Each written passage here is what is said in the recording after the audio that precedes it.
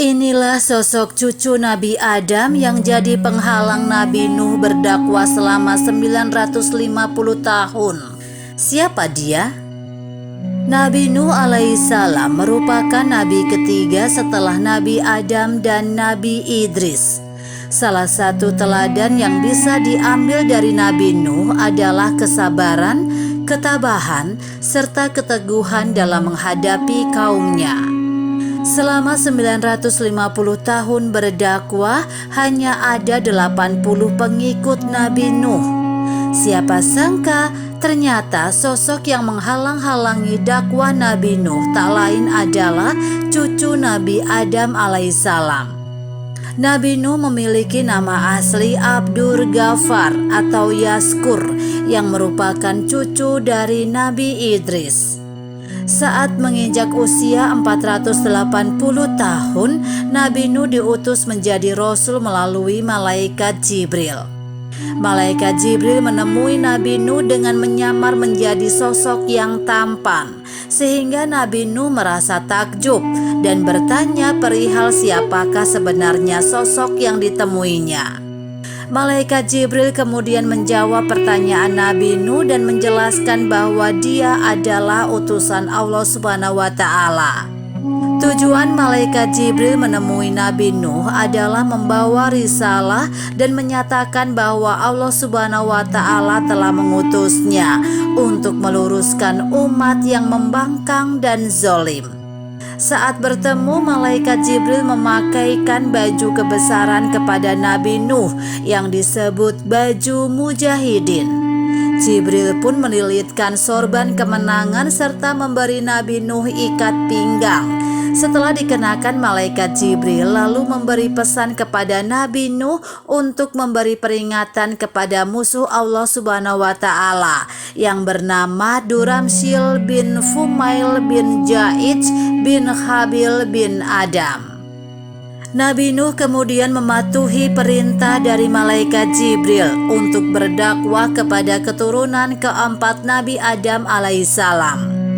Nabi Nuh alaihissalam diutus menjadi rasul untuk memberikan peringatan kepada keturunan langsung dari Nabi Adam yang zalim. Dia adalah Duramsyil. Keturunan Nabi Adam tersebut dikenal sebagai raja yang zalim serta berbagai perbuatan mungkar yang sering dilakukan.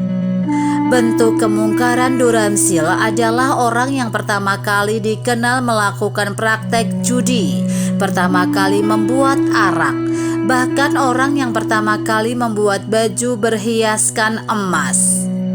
Bukan hanya itu, Duramsyil bahkan menggaungkan 5 berhala yaitu Wat dan jangan pula Suwa, Yahud, Ya'uk, dan Nas. Atas perbuatan mungkar yang dilakukan Duramsyil, maka diutuslah Nabi Nuh melalui malaikat Jibril untuk berdakwah kepada Duramsyil. Namun Raja Duramsyil menolak dakwah Nabi Nuh. Duramsyil dan para pengikutnya tetap menyembah berhala. Apa yang dilakukan Duramsyil bersama kaumnya sudah berlangsung sejak lama. Mulai dari berhala yang disembah dijadikan sebagai Tuhan untuk meminta rejeki, jodoh, dan hal lainnya.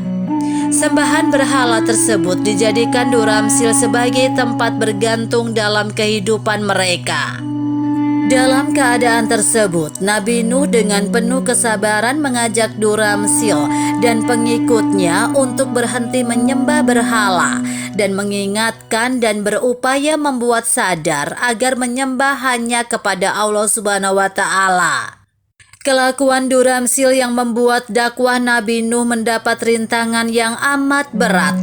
Mereka mungkar dan menolak dakwah Nabi Nuh untuk menyembah Allah Subhanahu wa Ta'ala. Perjalanan sulit dan banyaknya rintangan yang dilalui Nabi Nuh diabadikan di dalam Al-Quran. Sungguh kami benar-benar telah mengutus Nuh kepada kaumnya, lalu dia berkata, "Wahai kaumku, sembahlah Allah, tidak ada Tuhan sembahan bagimu selain Dia. Sesungguhnya aku takut kamu akan ditimpa azab hari yang dahsyat atau kiamat. Quran Surat Al-A'raf ayat 59. Namun peringatan Nabi Nuh kepada Duramsil dan pengikutnya yang ingkar justru diabaikan. Mereka tetap menyembah berhala. Lika-liku perjalanan dakwah Nabi Nuh dalam menghadapi Duramsil dilalui dengan penuh kesabaran. Bahkan keluarga Nabi Nuh sendiri tidak luput dari pengaruh Duramsil untuk ikut menyembah berhala. Dalam perjalanan panjang dakwah Nabi Nuh hanya ada 80 pengikutnya. Semua pengikut Nabi Nuh saat itu dari kalangan orang yang miskin. Bahkan istri Nabi Nuh dan putranya pun menolak dakwah Nabi Nuh untuk menyembah Allah Subhanahu wa Ta'ala. Berbeda dengan pengikut Duramsil yang kebanyakan dari orang-orang kaya dan terpandang. Orang-orang beranggapan bahwa derajat dan kasta pengikut Duramsil lebih tinggi dari pengikut Nabi Nuh.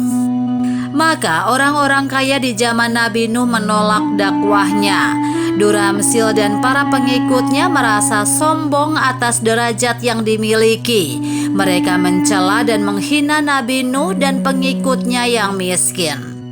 Pengikut Duramsil yang durhaka meminta Nabi Nuh untuk membuktikan azab yang diancamkannya kepada mereka. Kemudian Nabi Nuh tidak tahu lagi dengan cara apa menghadapi dan menyadarkan kaumnya dari kesesatan yang mereka lakukan. Akhirnya Nabi Nuh mengabulkan permintaan dari kaumnya yang durhaka dan sesat untuk berdoa dan meminta kepada Allah Subhanahu wa Ta'ala untuk segera menurunkan azab. Maka banjir bandang pun terjadi dan menenggelamkan istri dan anak-anak Nabi Nuh. Ya Tuhanku, sesungguhnya anakku termasuk keluargaku, dan sesungguhnya janji Engkau itulah yang benar, dan Engkau adalah hakim yang seadil-adilnya.